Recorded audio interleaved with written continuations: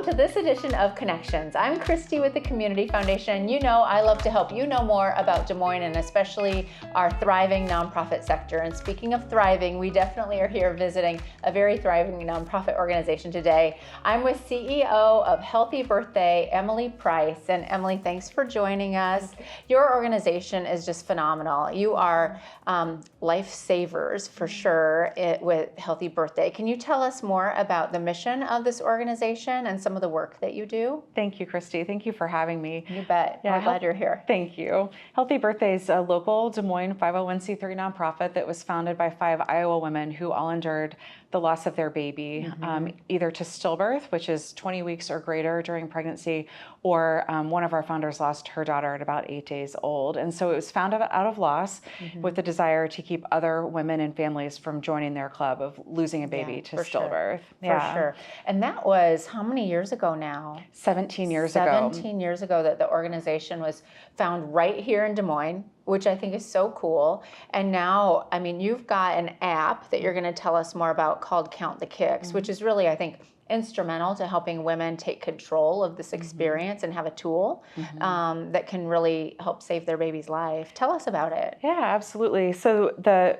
stillbirth prevention program is called Count the Kicks. You may have seen these at a local doctor's office or OB office or birthing hospital. And basically what we do is educate and empower expectant parents, get to know your baby's normal movements in the 3rd trimester of pregnancy, and speak up to your doctor if you notice a change. Right. And the reason why that's important is because baby's movements are often a precursor to stillbirth. If there is a drastic change in your baby's movements, it's one of, baby's movements are an indicator of their well-being. Right. So if their movement changes, kind of like if you or I have the flu or COVID, we move differently. We want to lay on the bed or, on the couch.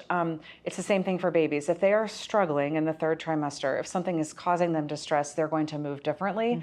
And that's why in the 3rd trimester, you get to know your baby's normal and then speak up if you notice a change, because then doctors can investigate, is there something causing, an issue with the placenta or umbilical cord or an infection that's developed all of a sudden, because then they can then go and intervene and get that baby here safely. Yes, intervene is the key word, and that intervention has saved countless lives. I mean, you have to hear all the time I know that you hear these stories of this tool saving babies' lives. Yeah, it's just...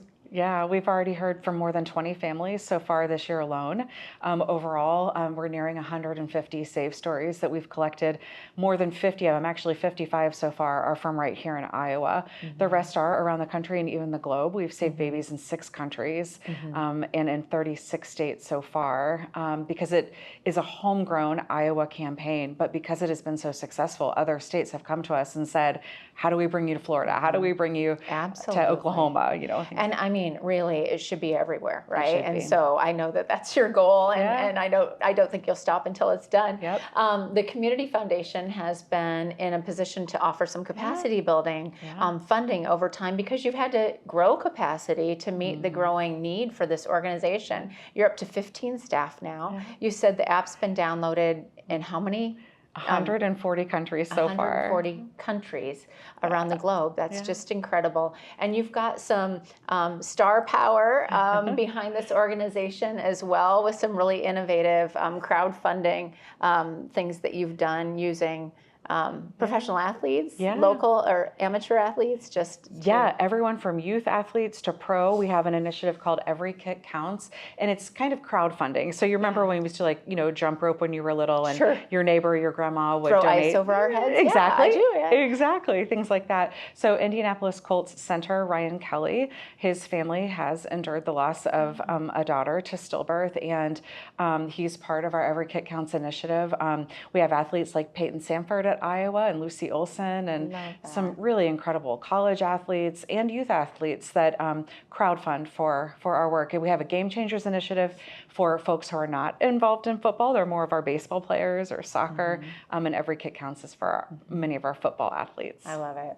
Well, I sort of alluded to what I think your goal is, but what are your hopes and dreams and visions for the future of Healthy Birthday? Thank you for asking. It's such a privilege to be here talking with you about this. Our goal is exactly as you said, to make kick counting, to pay attention to fetal movement in the third trimester commonplace in every single pregnancy in this country. We have about 11,000 families every day that learn that they're pregnant in this country, and every one of those families needs to know that this is an urgent warning sign that you need to do it. It's kind of like the Back to Sleep campaign for babies in the first year of life. That's, place your baby on their back to sleep. That's become more commonplace in America, and we need Count the Kicks to be commonplace in pregnancy too. Absolutely. Well, Emily, thank you for your leadership. Thank you. Thanks for all that you've done for the families whose lives you've impacted for the better. It's just a remarkable story coming out of the place that we love.